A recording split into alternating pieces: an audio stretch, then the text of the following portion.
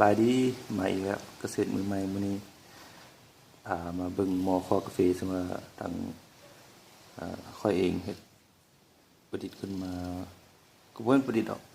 ถอดแบบนำเขาจับมาลอกแบบนำเขาจับมาไปซื้อก็แพงเครื่องครัวเขาตัวนี้ครัวได้ประมาณครึ่งโลหรือว่า5ขีดเดี๋ยวจะพาเบิ่งส่วนประกอบของมัน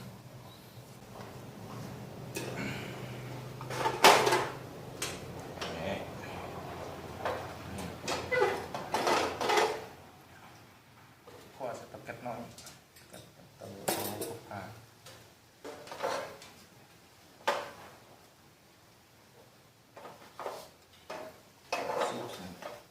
ง่ายคงพอกันได้แต่ว่าหม้อตัวนี้ทางในมันก็จะเห็นเหล็กเสียงกันเนี่ยแต่ว่าเป็นตัวคงมีสองข้างในสามารถทอดมาออกล้างได้หม้อนี้หม้อต้มน้ำไฟฟ้าตัวนี้ได้เป็นก้นหม้อก็จะมาเจาะอย่างเห็ดวางแต่ว่าเอามาเห็ด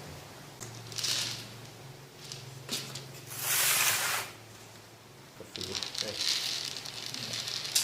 บุกอมก็ได้ไม่ได้ที่เขาเจ้าจะมองวอมหม้อเลย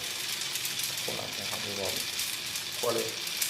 จะกินซื่อๆไว้เลยครับแต่คุณภาพอยู่ให้เท่ากับมันหม้อใหญ่กว่าเขาขายอยู่ห้างบ่อยไม่กินเลยเอาหม้อตัวนี้มาให้ดูอันนี้อัด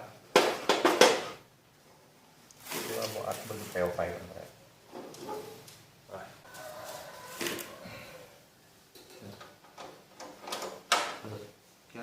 เปิดไฟ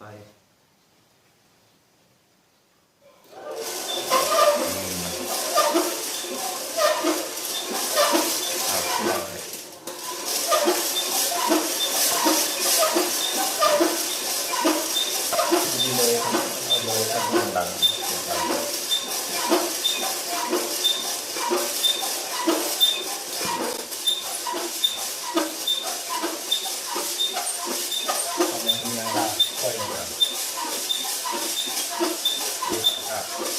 หนาวตัวพัดเลยโดนเลยมันที่เราตายต้อง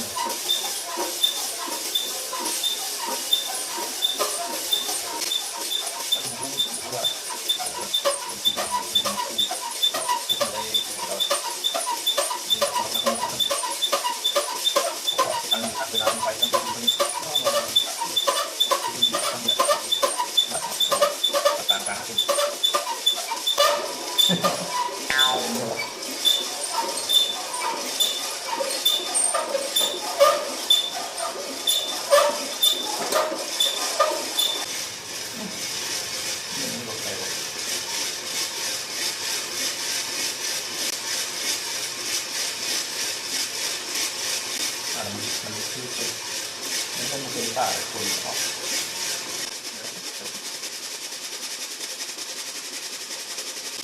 นี่ผมไม่ได้ทำ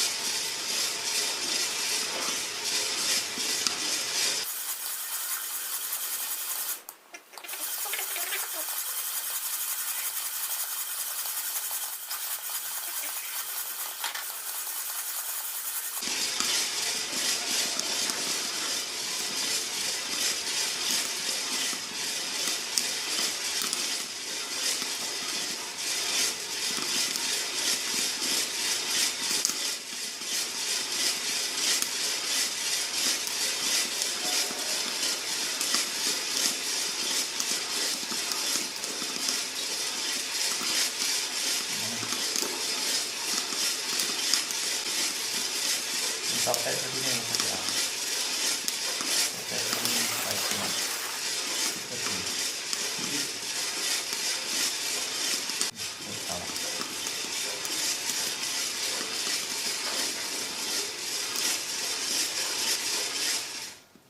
ต่อไปก็ที่นี่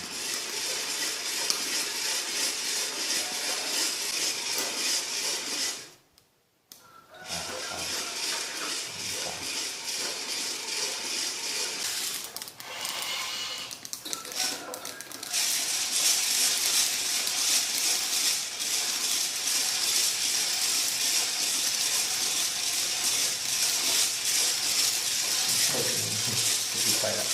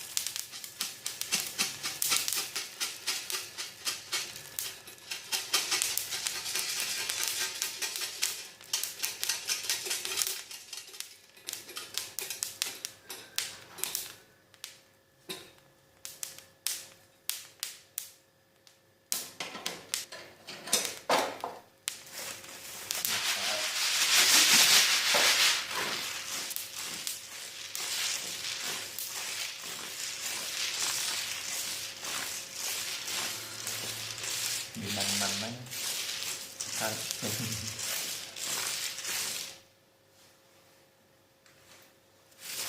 ครับผม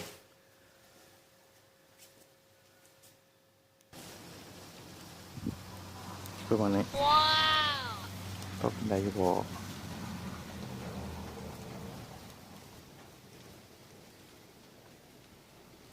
เนี่ย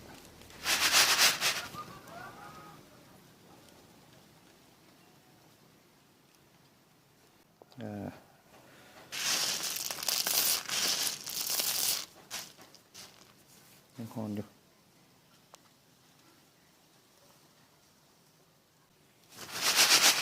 เดี๋ยวปะไป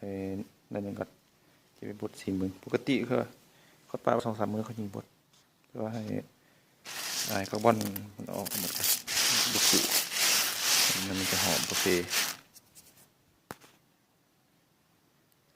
มีอย่างติชมเขียนไว้ของคลิปคอมเมนต์ของคลิปนะเด้อแล้วก็ช่วยกดไลค์กดแชร์เป็นกำลังใจให้ค่อยได้ขอบใจ